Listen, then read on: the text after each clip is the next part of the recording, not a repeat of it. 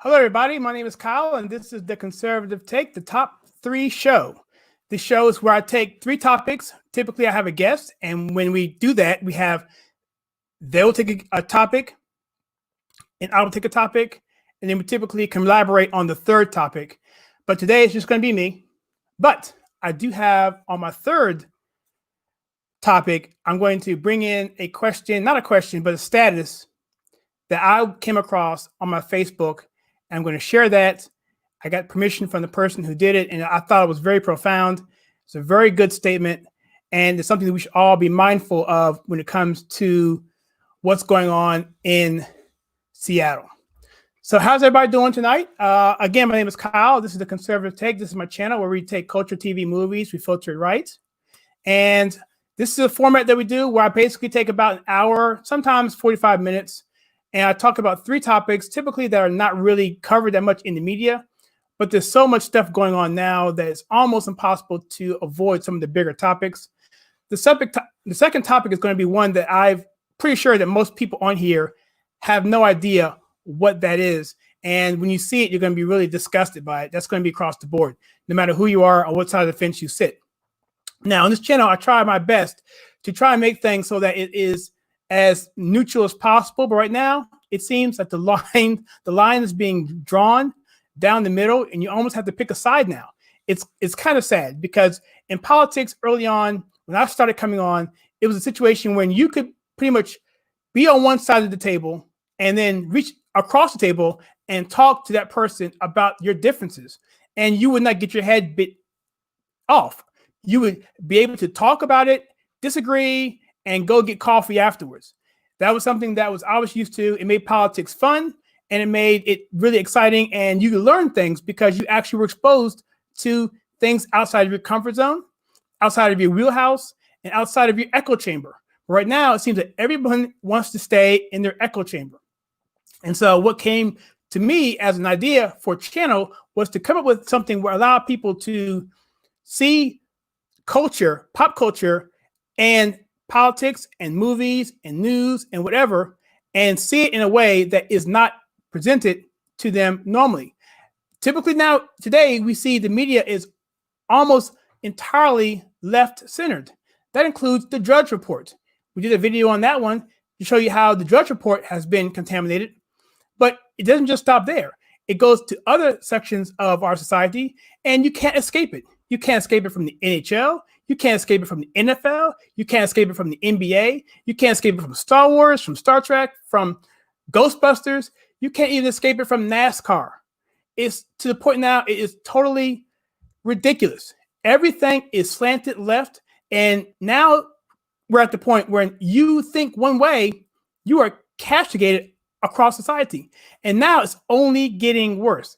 And you throw in the element of Trump being president and how the outrage of him being in that office for the past 3.5 years, it has really intensified to a level that I never thought I would see in my lifetime.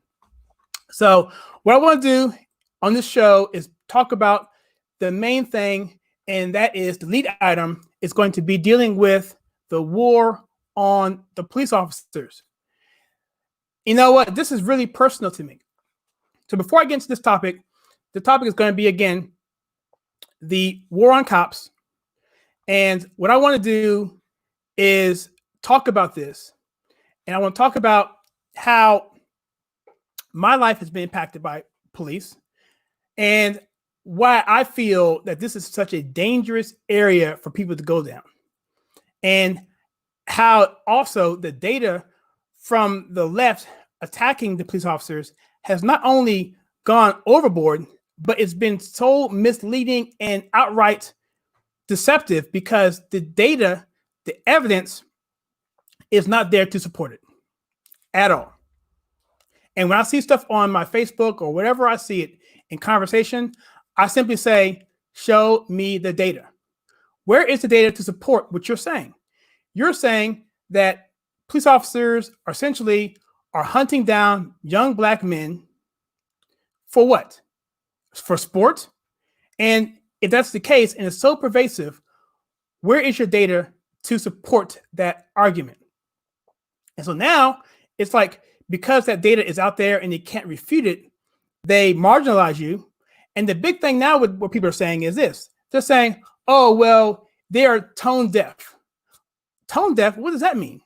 You see it all the time with ESPN saying, when someone talks about, I think it was Drew Brees, the quarterback, he made a statement, his opinion about police officers, how he thinks we should support them, and he's tone deaf all of a sudden.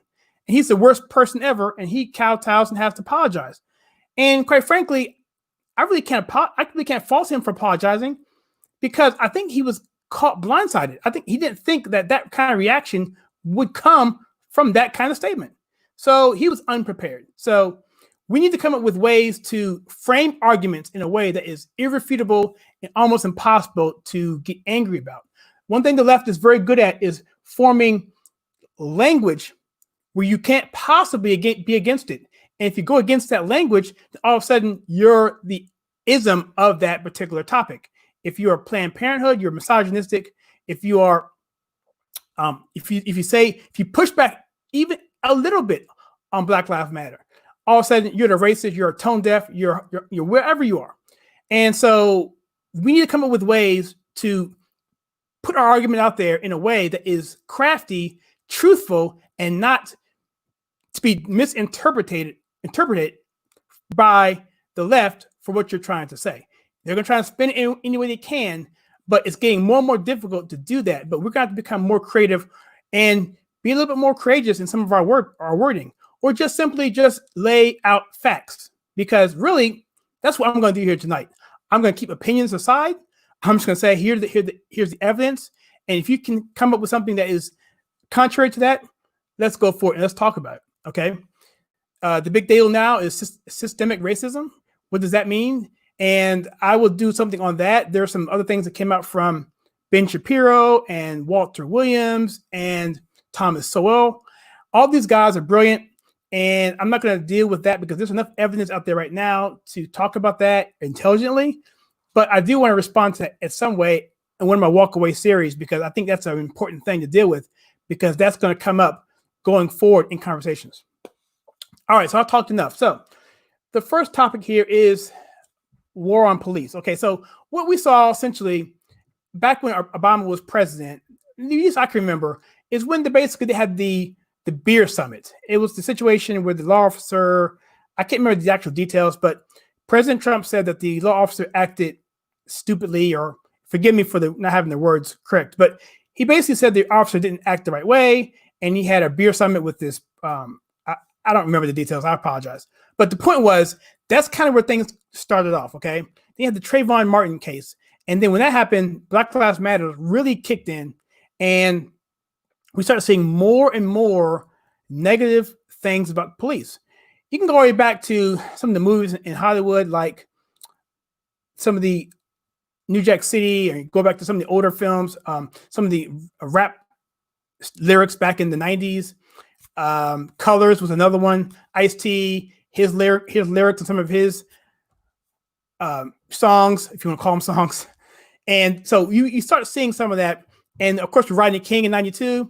So we saw some of these things happening. And I'm sure that there was a time, and maybe even now, maybe I'm just totally naive, that law enforcement is at constant friction with the Black community. And maybe that's true, but I wanted to say, where is the data to support all of this? And is it as pervasive as we see? And is there any sort of thing out there underlying to maybe say why it's like this? And so what I want to do is talk about a video by Brandon Tatum. He came out with a couple this week. Officer Tatum, he is a conservative. He works with Brexit. And he had a video today talking about stop the war on police. And that's sort of the inspiration for this particular live stream. And so watching that a couple of times, I looked at it. I said, you know what? This guy is a former law officer, and I can't speak for him directly what he said, but I basically am using his expertise to put forth the information that I have. But coming from me, what do I know about law enforcement? Not a whole bunch, but I have done probably more than the average person. I will say that I have done at least 4 ride-alongs. Each ride-along was at least 10 hours apiece. It was overnight. And I was involved in many ride-alongs where I would get out the car and see a sobriety test, or if I would go into a home and see what's going on. Each time I would go into these things, I had my friends are really, really close to me are law enforcement. And so they would let me go and I hang out with the officers and talk to them, and we'd go eat and so forth. And so typically, and this basically is the same thing that Brandon was saying, is that it's pretty uneventful.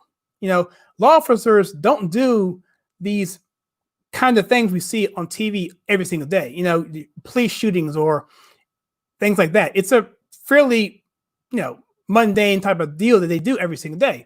They're filling out paperwork, they're going on calls, they're supporting battered women, they're going to domestic abuse sessions, they're doing counseling, they're literally getting dogs and cats out of trees. They are all kinds of things they're doing. They're being first responders to the scene for accidents. They're making sure that there's no traffic going one way so that someone can come by the lane so they can fix the street for construction. They're doing all of this stuff that we take for granted every single day. And it's just a shame that they're put into a situation where it seems like they are greatly unappreciated. And what I'm seeing is that they're nothing more than a political football. We're 4 years after President Trump was inaugurated.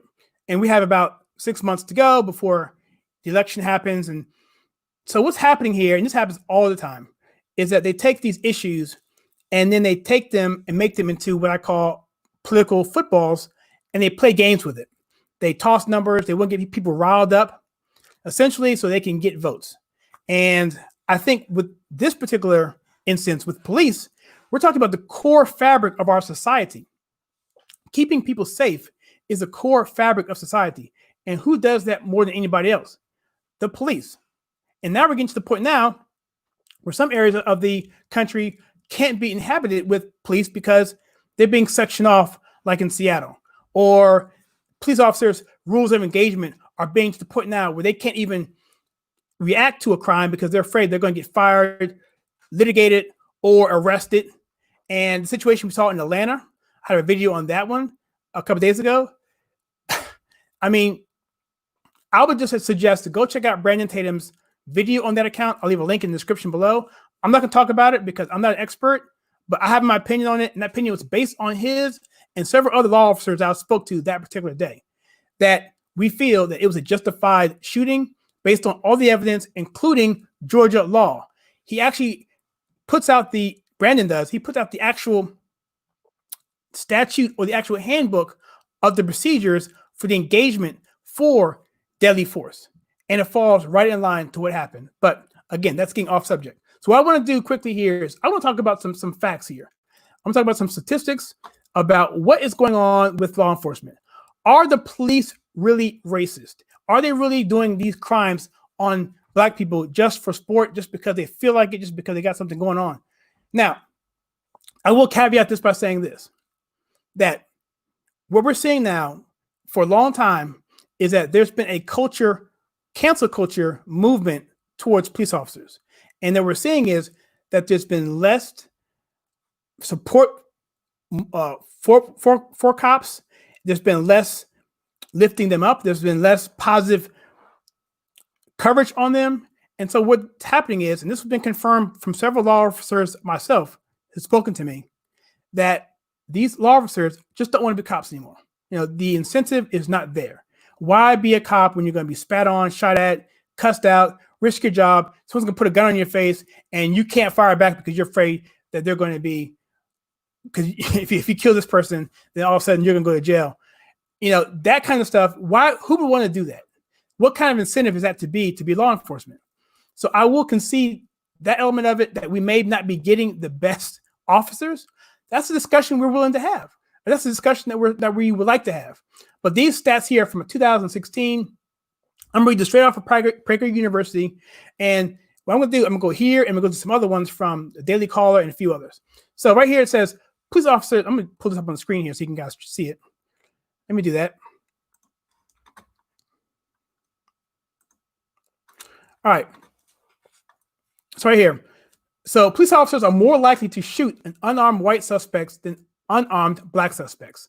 A recent study by Lewis James of Washington State found that police officers are 3 times less likely to shoot an unarmed black suspect than an armed white suspect. I'm going to leave all the links below in this description. Harvard professor Roland Fryer, who's also a black guy, said that more than 1,000 shootings, he analyzed more than 1,000 shootings and concluded that police shootings show no racial bias, 0 racial bias. Heather McDonald has a book about war on the cops, and she goes on to confirm that as well. And in her study of police-involved shootings of minorities, she found that, of the Manhattan Institute, found that data suggesting police bias was often decontextualized, misleading, ignoring details of the cases, such as threatening actions of suspects and attempts to gain access to weapons. If you're going for a weapon, you're probably going to get hurt. So here's the deal: if you are a law-abiding citizen and you obey the law, 99% of the time you're not going to be arrested. Now, I'm not naive. There is a small chance that you could be mislabeled as somebody, or maybe you were whatever it was. Maybe you are innocent. You do not have the right to resist arrest. That's why we have the court system. You fight it in court. It says here that statistics show that cops are 18 times more likely to be killed by a black person than to shoot an unarmed black person. So they're more willing to basically, because in my opinion, I'm not sure this, but the study says here that they're probably less likely to shoot a black guy because they don't want to get fired or arrested or whatever. So in her study of police-involved shootings of minorities, Heather McDonald of the Manhattan Institute found that African Americans are far less likely to be shot by police than would be suggested by black crime rates, which are disproportionately high. She also found that police officers face 18.5 times greater the chance of being killed by a black male than an unarmed black male has of being killed by a police officer. I mean, I can go on. So also here says that the claims that black Americans have a disproportionate encounters with law enforcement ignore statistics showing disproportional crime rates. I mentioned this before. I said black people commit anywhere from 7 to 10 times more crime than white people. Police shootings occur typically with violent crimes, robberies and shootings and that sort of thing. So that's the category where most people are killed in a police-involved shooting. So if you're involved in 7 to 10 times more violent crimes, you're going to be, mathematically speaking, more engaged with police officers. So the more times you are meeting with police officers, especially in a situation where you're dealing with a violent situation, the increased chances of you getting shot or hurt go up a lot more. That's all they're saying here. So it says in America's 75 largest cities in 2009, African Americans represented 62% of all robbery defendants. 62% of all robbery defendants in America's 75 largest cities. 57% of all murder defendants. 45% of all assault defendants. In New York in 2014, black males made up 23% of the population, but committed 3/4 of all reported shootings and 70% of all robberies. Studies suggest these higher crime rates likely stem from a variety of factors, including fatherlessness, lower income homes, and deteriorating value systems. Now, look, this isn't even halfway through the data, but you're beginning to see right now, this is pretty compelling. And this isn't something we are making up. People have been saying this for years. And if you want to talk about the situation with how to solve this, then let's have a common ground and say, let's talk about what's happening with the real data, and let's go from there. The fact that we have fatherless homes, low-income homes, and deteriorating value systems, where we have this, seems to be this increasing embracing of thug culture, of not wanting to respect authority. And these things are causing Black people no disservice. I mean, it's a really, really dangerous situation when you put that philosophy into a situation with law enforcement, because something's going to have to give. And I think that's what we're having. An increased number of crimes based on these stats. it means increased number of engagements with law enforcement. And if you have a law enforcement who is also, like I mentioned before, having a hard time getting the best of the crop because people just don't want to be engaged in law enforcement anymore, because why would they? Now you have a powder keg. And this is something that can definitely be resolved through just not using the cops as this political football and scapegoating them to make an agenda so you can get people riled up so you can win some votes.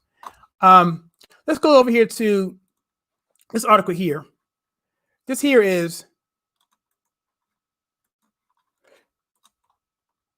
article here is, you can't see the top of it. Seven statistics you need to know about black on black crime. The first one is that, number one, 93% of black homicide victims are killed by other black people. 2, blacks commit violent crimes at a 7 to 10 times rate higher than whites do. I mentioned this before. 3, black crime is even more prevalent in the country's largest cities and counties. I mentioned that just a minute ago. It also references Heather McDonald's book. It's called The War on Cops: How the New Attack on Law and Order Makes Everyone Less Safe. Number 4, there were almost 6,000 blacks killed by other blacks in 2015. And by the way, you're saying, okay, this is 2015 numbers. Well, this hasn't changed over the past 4 years. So these numbers are still consistent with today's numbers. If you look at number 5, the percentage of black arrests for crimes is consistent with police reports. Number 6, according to Raleigh, black crime rates were lower in the 40s and 50s when black poverty was higher and racial discrimination was rampant and legal. And I mentioned this before, and Kingface as well, in my video I did with him on a debate series with Jabrari. He mentioned this. He said, look, what's the excuse when back in the 20s and 30s, blacks were doing a lot worse from a situation in terms of oppression and segregation, but yet the crime rate was so much lower. And what's the excuse then when they had every excuse to make then, but now segregation and discrimination is pretty much non-existent.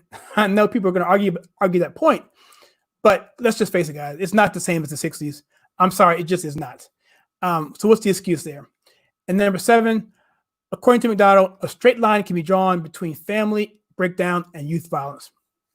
And this one I'm going to read. It says, as economist Thomas Sowell points out, before the 1960s, most black children were raised in 2-parent families. In 2013, over 72% of blacks were born out of wedlock. In Cook County, which Chicago belongs to, 79% of blacks were born to single mothers in 23, while only 15% of whites were born to single mothers. He says, until that gap closes, the crime gap won't close either, writes McDonald. I'm sorry, she says that. So there's a correlation between a breakdown in the family and crime. And you take that situation, again, I'll repeat this again, take that situation, which is already bad enough as it is, you put into a situation with police officers who may not be as trained or may not be getting the best that we can get because of the constant battering of cops on, in my opinion, bad data. Then you throw some toxicity on top of that, saying that they're actively going after you and actively targeting black males. So then when you have a black male who is doing nothing wrong, or he may have some pot in the car or something like that, a minor offense, so he's nervous, he gets pulled over for a busted taillight, he's freaking out, he's acting nervously, erratically, because he has this mindset going on.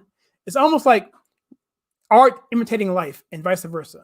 So he becomes his worst enemy by the nervous aggression, talking back, not knowing the law, resisting, and then the cop amps it up because they're trained to tap things down. But if for some reason they feel like their threats being unwarranted, they have to ramp it up because they have to gain control of that situation. And so that all comes together, and then bad things can happen. I did a review of a movie called, I think I mentioned this before in another video, called The Hate You Give. I don't want to give you spoilers. So I'm going to give a quick spoiler warning here so you guys can turn away. All right, in this movie, The Hate You Give, there's a scene where she's in the car with her boyfriend. He's giving her a ride home, and same thing happens. He has no respect for the officer. He's being pulled out. Maybe it was a wrongful stop. But again, the situation I just mentioned, he ends up getting killed. And that's kind of the premise of the movie. And so, but one thing about that is you very rarely see anyone talking about that aspect of that particular film in that particular role, because they want to say what happened after the fact, but never what happened up to the fact where he was being resisting and that whole thing was happening. So, it's a really tough situation, but I think collectively we can solve this thing. But the problem again is the fact that this is an election year, and there's people that want to take advantage of this, and they want to try and gain a political edge at this expense or at the expense of Black Americans and ultimately this country. So that's my first topic today. I went over a little bit longer than I would like. However, that's what I want to talk about there. And so on that particular topic, let me know what you think in the comments below. I'll leave these links here. I know I went kind of fast on that, but check out Brandon Tatum's video. He covers it really well. In fact, I put both videos that he did in there because both of them were really well done, and he speaks with more authority than I can. But I was just pretty much reiterating what he said, and because I totally agree with what he said based on the information that I have. All right, so cool. So let's talk about the next topic here. Next topic is going to be, this one's pretty sad here. This is basically, I called it a knockout thug.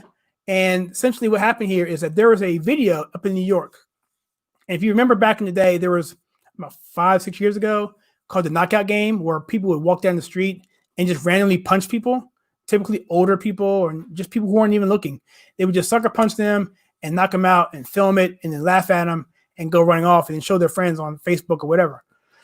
Well, this video I'm going to show you here, I'm going to leave a quick warning here. It's not overly graphic, but it is disturbing. So if you don't want to see this video, it's a picture of a gentleman walking down the street, and it's a 92-year-old lady. She is grayed out, so you can't see her face or anything like that. But it is very disturbing. So if you don't want to see this video, turn your head or come back in about, 30 seconds. So here's the video.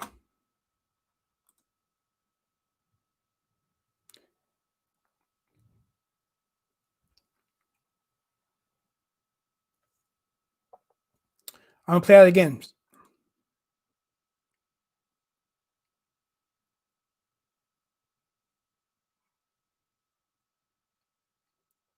So the cops are looking for this guy. They're putting out warnings and they're putting out announcements on their social media to find the person who did this. And the reason why I'm bringing this up is, number one, you probably haven't heard about this. This happened like today or yesterday. Number one, no one's going to talk about it unless I do or someone else does. And number two, that police, not having the fear of police is what you have here. You have a situation where people just don't care. This is in broad daylight. A 92-year-old woman in a walker. She's going down the street, minding her own business. This guy walks up to her, sees her, and he pushes her, and she stumbles, and she falls and hits her head on the fire hydrant. She could have been killed. I don't know what the status is, what this woman is, how she's doing, but just think about how that feels to be in that situation. Helpless and not being respected as a human being. We're seeing this all over the place. So this one video that I showed is being multiplied all over the place in different ways. People are losing their property. They're losing. There's a video in Seattle in the Chaz area where a guy had a business overrun, tore his fence down, stole some stuff. It's bad. It's very bad. And I really worry about this country, because I'm not sure if people understand what the core issue is and if they're willing to actually tackle the core issue. Because if they don't, I don't know if we're ever going to find a real solution. And I could talk about the things that the NFL is doing and other things. I could talk about what President Trump did today, where he set a executive order in place dealing with police training and enforcement and how to, I didn't read the executive order, but it was his way of putting together something from the federal level to look at the situation with law enforcement and how things can be done a little bit better. And I think he's doing this because of overall pressure on his administration on this. But also, there probably is some legitimate evidence for him to do this.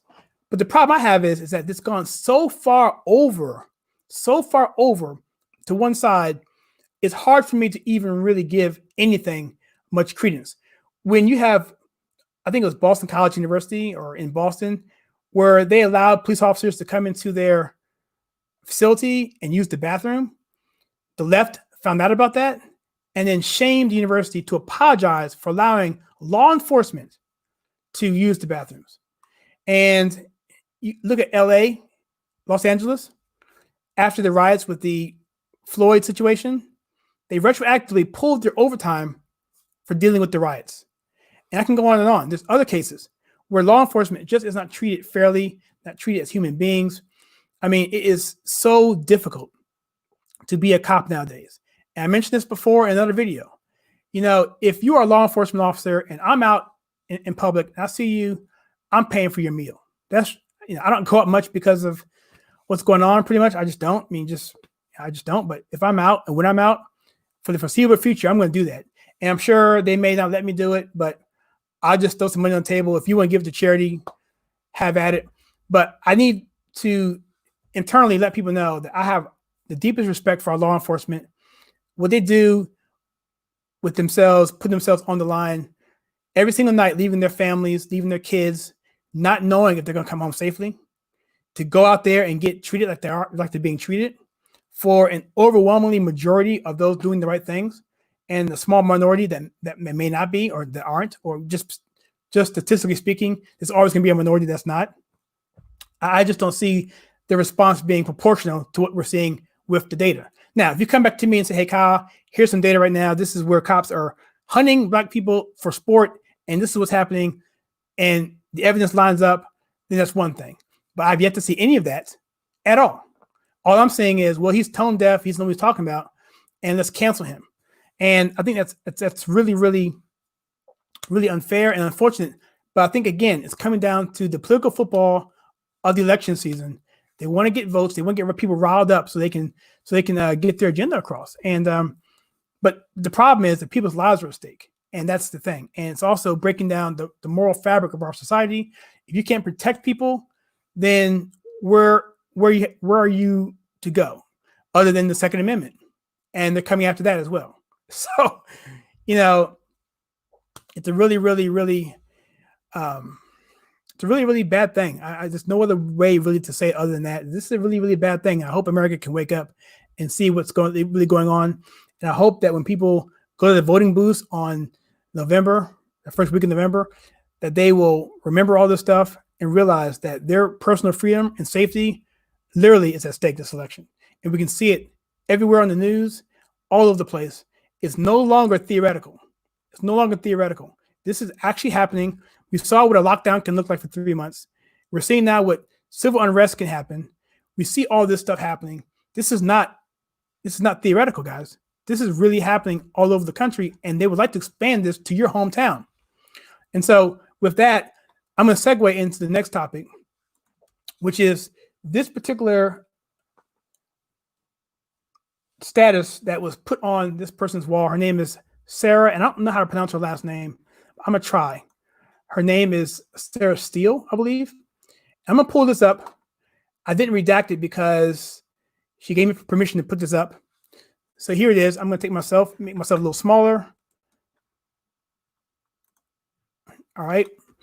So this is the article. I'm just going to read this statement here, because I think it's really, really good. And let me see, make sure that I got.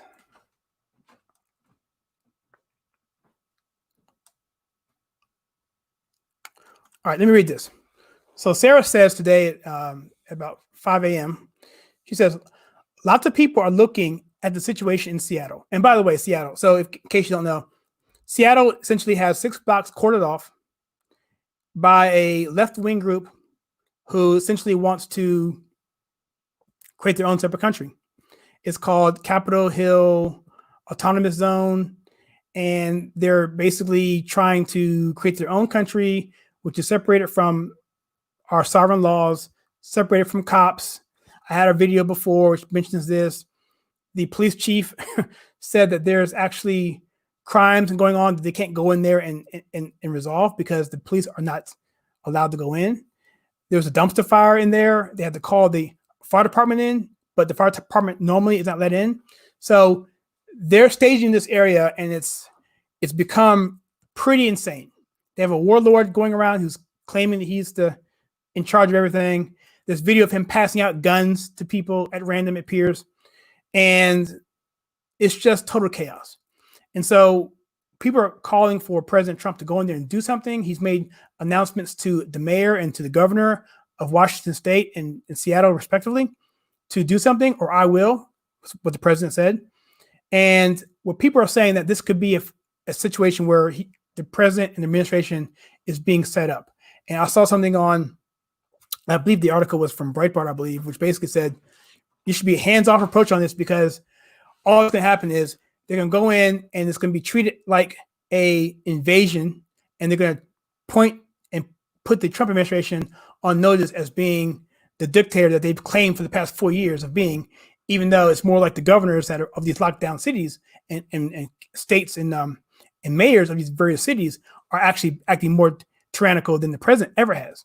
But anyway, let me go off on that. That's the setup. So she says here, lots of people are looking at the situation in Seattle and asking why nothing's being done. Allow me to explain. This is bait for President Trump. Just in case anyone needs a primer, under system of government, use of National Guard in a state is the responsibility of the state's governor. Many people believe that the president is one who activates the Guard for things like this. He can federalize the Guard and bring them under his command, but it's not his place to activate them for use when dealing with a state issue. Nothing is being done in blue states because they want Trump to take the bait and deploy military forces. If he does that, then he owns the consequences, rather than these traitorous governors, and these same states will then beat him to death in the media, claiming that he is usurping states' rights by using military force against the wishes of the states. Trump is correct in not taking this bait, but the downside is that the people who misunderstand the state's role in their use of the National Guard will accuse Trump of doing nothing. The left will play that card too, in order to sway voters. What's going on in Seattle is the states of Washington's problem to solve, not the federal government. Don't think for a minute that the lack of any meaningful action on the part of the left is anything but a calculated move in these blue states. This is all about to get Trump. It's never been about anything else. And Sarah, thank you so much for bringing that up and pointing me out to that, because I think that's absolutely brilliant. Sorry if I didn't do a good job reading it or explaining the early part of it. But, in these live streams, I'm still working my way through this kinks. The more I do this, the better I get at it. But I think the information is the most important thing. And I think what Sarah said here is just probably the best thing I've seen on this. I've seen articles as well, but this is concise. It's to the point. It's accurate. And let me know what you guys think about that, because there has to be a solution here somewhere. And President Trump is pretty savvy, as we've seen in the past. He's pretty savvy about this kind of stuff. And what do you think he should do? Is there a way he can balance it? Is there a way he can maybe come at this in a way that's going to be effective on both sides, or should he just sit back and let it happen? Because what's happening is early on we saw that the Chaz area was having problems getting supplies, and they were having issues with all kind of logistics and stuff. But now it seems like the mayor of Seattle has erected a wall around that facility, and it's actually aiding them. So if they're getting supplies from the city and from the state, then they can pretty much go indefinitely if they have everything they need. But what I'm thinking is going to happen is, if you look at books like Lord of the Flies and Animal Farm, and things are going to descend into chaos, because you can't have a situation where people are clumped together and not have a situation that's going to be internally combustive. And so that was what I wanted to say today. And I have something I want to do later on this afternoon. And I have another video I want to put out regarding the polls. And I'm pretty excited about doing that. So I'm going to cut this off here. There are no questions out there right now, so I'm not going to worry about doing anything like that. But this past 2 weeks have been pretty much a whirlwind with all the things going on. There's so much in the news now, and there's so much stuff that's hard to disseminate what's right, what's not right.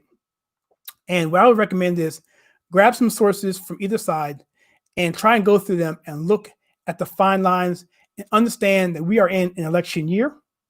and take that as your lens going forward, because everyone's got their own agenda and they want to persuade you one way or the other, including myself. I'm trying to persuade you one way, my way, of course. So what I just say is look at the links that I have below, check out the sources that I put down, and come to your own conclusion. Because one thing we're not seeing anymore is two sides being presented and then allowing the audience to determine themselves. So part of the goal for this channel is to create that other side. And I don't think we have enough of these out there. We're way outnumbered, and especially when it comes to the culture war, which is kind of what this channel was really built for, TV and movies. But we'll get to that. But right now there is no TV and there are no movies because of the COVID-19. So we'll get to that more later in this election year. So things will start shifting and ebbing and flowing one way or the other. But I think what the hottest things right now is putting out the information that's totally being misleading to people. And hi, Ethan, how are you doing? It's just a very, very difficult thing to discern. And I just feel like it's a situation where if we don't have outlets that we can trust, then we just basically ascend into chaos. And I think one of the things that the media is trying to do, I think they're trying their best to make sure that we are disenfranchised, that we don't go to the polls, that we don't speak up, they shut down debate any way they can, which is why I think white guilt is nothing but that, or white privilege is nothing but that. Saying that you're tone deaf is nothing but that. I mean, saying that you won't, saying that you just are insensitive to kneeling, where a lot of us are saying the same things, because people on the right aren't against you protesting. Okay, let's get it straight. It's the narrative that you're spinning it is the problem. We don't even have a problem with people kneeling at NFL games if the NFL has set a standard for that to begin with. The NFL never said anything about not kneeling. They didn't have any policy whatsoever. If you remember, the NBA said you can't do it. NASCAR said you can't do it. NHL said you can't do it. NFL said they waver on it. And then when Kaepernick tried to do that, it became misconstrued, and he was asked in the interview, why are you doing it? It was really about him not playing. If you go back and look at it, he got misconstrued as being, well, it's really about police brutality, and that whole thing got blown up. So I just say, look at things the way they're supposed to be, whether they're presented in the timeline that they're presented, and you'll come to your own conclusion, especially when you're given the motives of the people that are pushing the agenda. So hey, Eminem, how are you doing? So I got some calls in here. So just any questions, I will take those. But for now, I'm going to pretty much just let this thing go on. I'm going to give people the time to ask some questions. But let me see if I can come up with some more topics to talk about. Let me get something to drink for you real quick. Okay, let me say this. Okay, so let me say this for myself. So I went back to the situation with law enforcement. So I didn't kind of go through that. I kind of didn't talk that through all the way. So a buddy of mine, Rick, he's been on the channel a couple times. He even has done a video on this channel by himself, a couple solo videos. Well, he and I were friends going way, way back. And when he became a law enforcement officer, he went off and came back. He was off in the military and came back. And I was able to go on ride-alongs with him. And I'll tell you one thing, guys, when you go on a police ride-along, I recommend every person to do that, to sign up and spend a few hours with a law enforcement officer. You're in the car with them. You go on calls. You sign a waiver. That's pretty sobering. It says, if I get killed, I can't sue the city. I mean, it is. I mean, and so I'll tell you one thing. On those ride-alongs, your pressure, if you're a civilian, it's amped up, right? And that's one part of it. And so I already had a empathy for what they go through. And I've seen people who have gone through this multiple times, and they just have a situation where it changes their lives. And I'm not talking about people I know personally. Interviews I've seen from people who they would go on a call and they would, mistaken somebody, a little kid with a gun would point at them, and they would take their life or shoot at them. And they would quit their police force because it ruined their lives mentally. it wasn't even a situation where the kid was even hurt necessarily, but if the gun discharged, they're thinking what could have happened. And that kind of stress for a police officer to be able to make split-second decisions, life and death decisions, and be okay that you're doing the right thing. And the thing is, I guess it's the totalitarian, it's the total amount of stress that goes on these officers day in and day out. And to have that, and then to come home and then watching the news to see that you have not been appreciated because you're a pig, or the fact that they don't think that law enforcement is even necessary. You're afraid now that your job's going to be removed because now there's a charge now to defund the police, which to me is a breakdown in society. So Eminem says here, and I quote here, I'm going to put this on the screen here. Eminem says, I've been trying to get my officer friend to take me on a ride along in LA, but not anymore. I do not blame you. And right. I mean, it's a lot different than what was 15 years ago. We could go on a ride along and cops were appreciated. At that point, you're only 6 years removed from 9/11, when everyone loved the cops, everyone loved fire fighters, where the police officers were running into the building when everyone was running out of the building. And quite frankly, around the country, they're still doing that. They're still the ones going into the burning buildings. They're still the ones going into the hot zone to protect people, because this is the kind of people that they are. And I think there's got to be a way, and I don't know how to do this, because I think what's really happening is, on a deeper level, is that they're trying to break down our society. And if you break down the police officers, that's where the chaos can begin. If you have no law enforcement, who's to stop you from doing what you want to do? I mean, call me cynical, but that's the only thing I can see. But what's really, really blowing my mind is that the rationale coming from everybody saying, oh yeah, that's fine. That's totally cool. And I'm like, how can everyone just get on that bandwagon and say that this is the case, that white cops are hunting down blacks in the street in rapid numbers, where the data says the exact opposite? How are people able to get away with this in saying this? That's what's the most frustrating thing about this, because you would think, back in the day, you could say stuff like this, well, cops are this, cops are that, but that wasn't true because the data just doesn't show that. But now on talk shows, on ESPN, all over the place, on Facebook and Twitter, we're seeing the same things happening, the same things coming out, that it's systemic racism, but then putting all that on law enforcement. Whenever it seems like they don't have the data they need to support it, they go to the boogeyman of systemic racism. And there's a video out there. It's about 4.5 minutes long. I think it's from, it's Vox. I'm not sure who the group that did it. But it's about 4.5 minutes, and it says systemic racism explained. And last I checked, it had about 1.8 million views. And I was going to do a summary on that and do a response to that. But Ben Shapiro did that already, and I think he did a really good job on it. His video was about 17 minutes long. And in fact, I'll put a link to that and Ben Shapiro's. No, I'll leave a link just to Ben's on that, because he goes to the entire video, so there's no need to see the other one.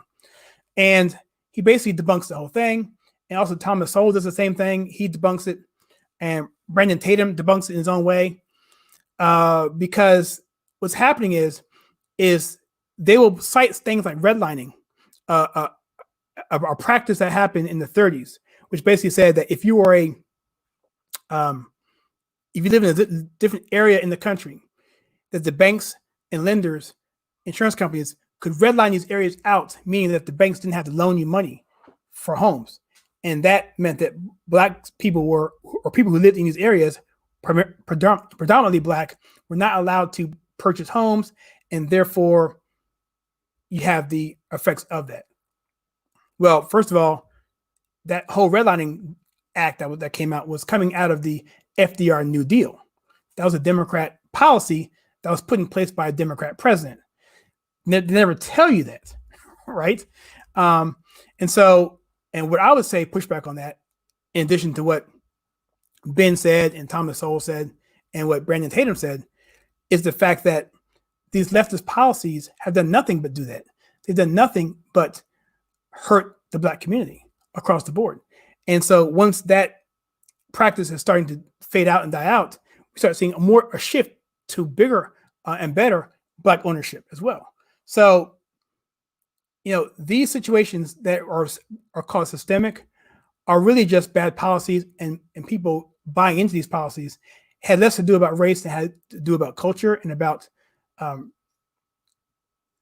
that sort of thing. And so to prove that that was a racist policy, that's one argument. But to say it's still going on and it's systemic, that you don't have a chance when people are going in and out of the economic stature, you come in and out of the middle class to upper class to lower class. It happens all the time. You never stay typically in one area of the particular social economic class. You move up if you get a job, if you get laid off, you come out of it, and it ebbs and flows through that particular situation. Eminem says here, okay, so have you seen the PragerU's take on systemic racism? I have not seen that. I will take a look at that. I did see the one by Ben Shapiro. His was very good. And I saw the one on Thomas Sowell and also Brandon Tatum. But it's very subjective in a lot of ways, right? Because what that video says is there's the area of redlining, which is a concrete law in the books that was obviously helping out one person versus another person because you redline people out of it. But then it went into something called implicit bias. Implicit bias, to me, that's where we get to most of this stuff. Okay, they'll do something where we call a bait and switch, right? They'll take stuff that was factually right, and then they'll switch it into something that is subjective and not so factually right. You'll see that with rat poisoning. Well, what they say about rat poisoning, I hear this is not true, but the rat poisoning only contains a little bit of poison, or that they'll say, and that all you need is that little bit of it to kill you, because most of it is true. They base things on a fact and then switch over to a bait and switch in the argument. So that's what I think is happening with this implicit bias, because even with the video of the guy from, I think his name is Phil from the VeggieTales, he had a video that came out recently, which basically said the same thing. All of this stuff, data, but then at the end said there's nothing we can do about it. So, I mean, come on, if it's really truly data and it's truly the laws that are written, then why can't we fix it? It's the same thing with the Democrats, Nancy Pelosi and Joe Biden. They've been in office for 80 years combined, if you throw in Chuck Schumer as well. And yet they have yet solved any of this stuff. And for many, many decades, the Democrats have ruled policy in big cities and all of this stuff. They've had unlimited amounts of money to go to. They had a black president for 8 years, and you're still telling me there's nothing they can do? That's because it's not about that. The implicit bias is just a red herring. The implicit bias, I would say, is essentially the human condition of, it could be much of anything. The fact that, do I want to go to work today? Am I going to look at a person differently and treat them differently? Am I not taking accountability for my actions? Am I not getting degrees that are going to pay me a higher amount of money? Am I having kids too early? Making it very difficult for me to come out of my situation. Have I graduated from high school? There's so many factors that can play into this, that lumping everything into implicit bias is really, really unfair, and is to me unscientific. And that's where I think they get you with this systemic racism. It's the catch-all for anything they want to throw at it to shut down debate. And so if I tell you that police officers are actually doing good in society, that 99% are doing the right thing, and you say, well, that's not right, whatever.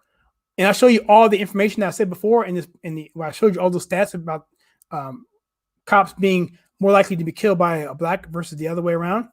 They'll say, no, that's not true. It's systemic racism. They'll throw it in there as something as to get them off the hook and to shut down the debate, and then call you a name because you don't agree with what they believe. So let me take one more question here. Okay, so this one here, he says, it's class, economic, blacks emotionally is used against them by their own party to ensure their power. Candace Owens said this, and she got a lot of flack for that. That she called black people very emotional, and that every 4 years they get ramped up and they go to the voting booth. And there's a lot of things out there now dealing with the Floyd issue. I'm not going to cover that or talk about that. But some people think, it's just I don't want to get into that. I'm not going to get into the Tin Man stuff here because that's what happened. But we do know that every 4 years this does end up happening. And I don't know. But the poll I'm going to do, the video I'm going to do in a few minutes after I shut this down, is going to be really interesting. I'm not going to even spoil it at all, even a little bit. But when you see it this morning when it drops, I think you'd be encouraged by what's going on. And I think it's going to be really shocking to a lot of people because I've heard a lot of bad news all day about everything, about Trump's poll numbers, about what's going on in Seattle, about what's going on with the cop in Atlanta, with just this atmosphere across the board. And, with what's going on with Hollywood. But this thing this one sent me today was so encouraging. And I can't wait. I can't wait to talk about it. So, but I'll leave that for that. And here, Eminem says, he says, yes, and their argumentation relies on hypotheticals to trap you. Yeah, I would definitely say that. I would definitely say that because, one thing I've found, and Rush Limbaugh says this a lot, or he did say it a lot when I used to listen to him, is that liberals cannot win an argument when it comes to the collection of ideas. They have to shift the blame. They have to say, okay, well, we think this way in the center mostly, but then they actually act the other way. In other words, they have to hide who they are. They have to hide who they really are to get across their agenda because no one's going to possibly go for their agenda because their ideas just don't work. Who wants to have their taxes raised 5 times over, to pay for global warming? That in some ways, in a lot of ways, is still, shaky science. Okay. You don't have scientists that even have a consensus on global warming. But let's go something with even less controversial than global warming. Let's say something like, no one wants to have their taxes raised, 45% to put down a dog museum in a town that has mostly cats. In other words, nobody wants to have money spent out of their pocket where they're not going to benefit from it, or there's no need for it. They don't want to see wasted spending. And all the time, Democrats want to raise taxes and spend it on something else. But they hide that in the campaign season. And then when it happens, when they get elected, they do what they want to do and then ramp up the hypotheticals, like Eminem was saying, to get you off subject as to why they were the mad at you to begin with, and then go off and do their own thing, get their elected, and it goes over and over and over again, which is why these Democrats can stay in office for so long, like Maxine Waters. How in the world is she able to stay in office for so long in a district which is so horrible to black people? Okay, so let me see here. I asked what polls, a CNN poll, not a CNN poll. I won't spoil that. The CNN poll, I did see that.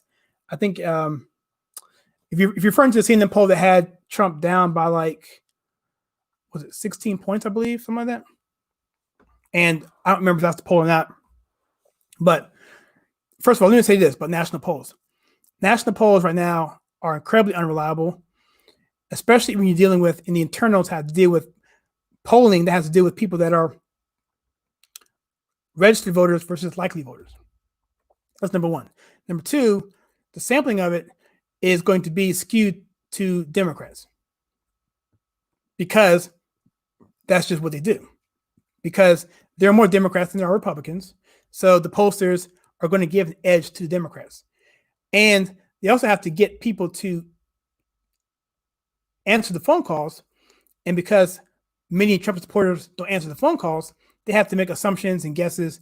And then they pretty much cast that off and they get skewed numbers. That's what we saw happen in 2016. It's called the Munster vote. And they just couldn't account for that because they didn't have the data to do that. So national polling, I'm not too concerned with because it's really dealing with electoral college polling, which you want to look at. You want to look at the votes that are coming from the battleground states. Show me Arizona. Show me Pennsylvania. Show me Michigan. Show me Wisconsin. Show me Iowa. Show me North Carolina. Show me Florida. Okay, those are the states I want to see, because whoever wins those states are going to win the election. Right? I mean, that's just how it is. So, and 2 weeks ago, Trump was leading Joe Biden on the average on the battleground states polling, an average of 7 points. So, and just a week and a half ago, Trump's black support in Rasmussen was 41%. And it's been hovering around 30% for the past 4 to 5, 6 months. So, but nobody wants to talk about that. But that's kind of a spoiler to what I'm going to talk about in my next video. So with that, I'm going to get off this call, and I thank everyone for coming on. This is my name is Kyle. This is the Conservative Take. This is a top 3 show. I kind of went into a kind of weird area there. I typically don't do question and answers, but since we did have some questions, I want to do that. So thank you so much for coming on. There's one more here where Eminem says that Maxine is going to try and watch the rally on Saturday. I'd love to see her. Yeah, if she watches the rally on Saturday, but she's like, yeah, Trump's going to have the rally in Oklahoma, and I was so going to go to this. I was packing the car up to go, but it kind of crept on me quicker than I thought. It'd be a long drive for me. I didn't do it. Looking forward to doing that. You know what? That being said, I am going to do a live stream of the Trump rally on Saturday, so look for that, and we should have a good time on that. It'll probably be a 2-hour live stream. We'll just watch it. And last time we did a live stream, we did it on the Fox News debate, and I had some problems with the audio. If I can fix that problem, it should be really good time, because we had a hard time hearing. But plan to check us out then on the Saturday night, and I'll put a link out there on that. Probably do it as early as possible so you guys can be aware of that. But with that, I'm going to jump off. And if you like what we do in this channel, when we take culture TV movies and filter it right, please check us out. Hit that like and subscribe button, that bell icon.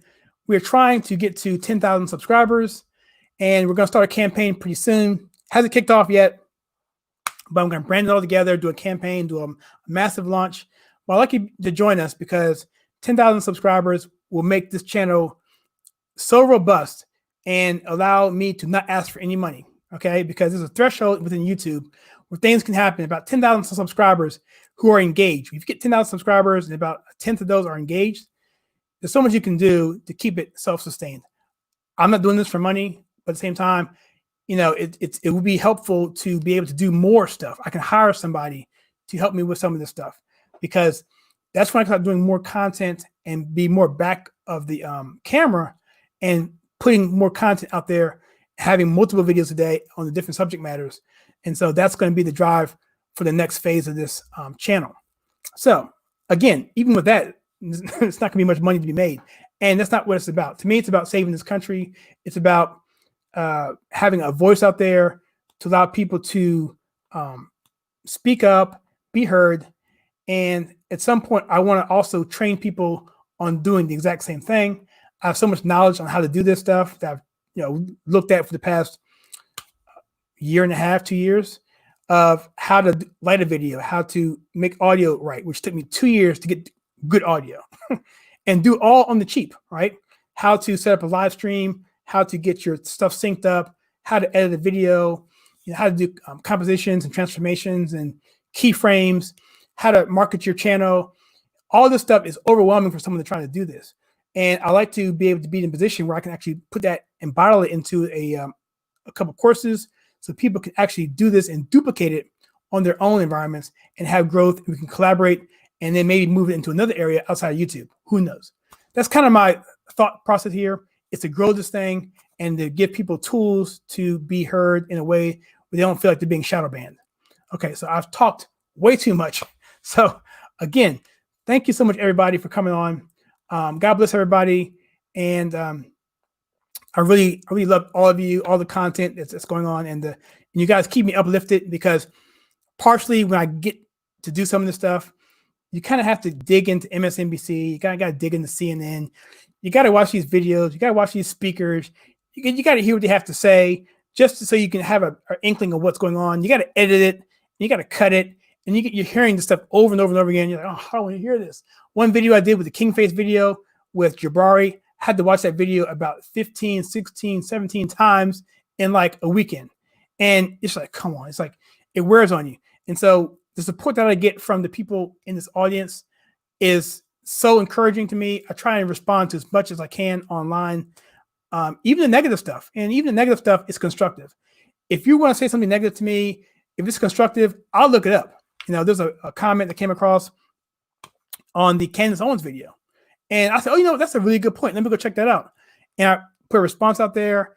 And all that does for me is allow me to be more thorough and come across as someone who's more credible. I don't want to come across as someone flippant, but if I feel like you have something valid, I'm going to research that to see if maybe I'm off base here. Because for me to get to where I am from a Democrat, I didn't come here just towing the line. I asked questions a long time ago.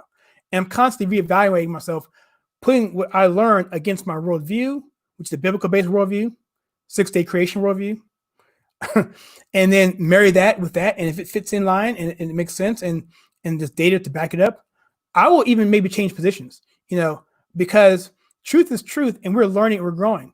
But again, like I said earlier in the live stream here, there was a time when you could talk to somebody on the other side of the table and they would listen to you. You know, if you go back and look at videos of like Milton Friedman on Phil Donahue back in the day, Milton Friedman was an economist. He won the Nobel Prize for economists. He's like the GOAT for like that kind of thing about capitalism. And you watch it, and you watch his debates back then. They would talk and listen and respond and talk and listen. And it was such a weird thing to see on some of these older videos in the 70s and 80s. We've lost all of that. And so that to me is why it's really frustrating and why I appreciate the community, negative or positively, feedback, because it helps me become better at what I do and helps me to be encouraged for those who just like what they see. So with that, thank you so much. Thank you, Eminem. Thank you so much for responding so much. I love you guys so much. Thank you so much again. And again, I'll check you guys next time. And with that, you guys be good to each other.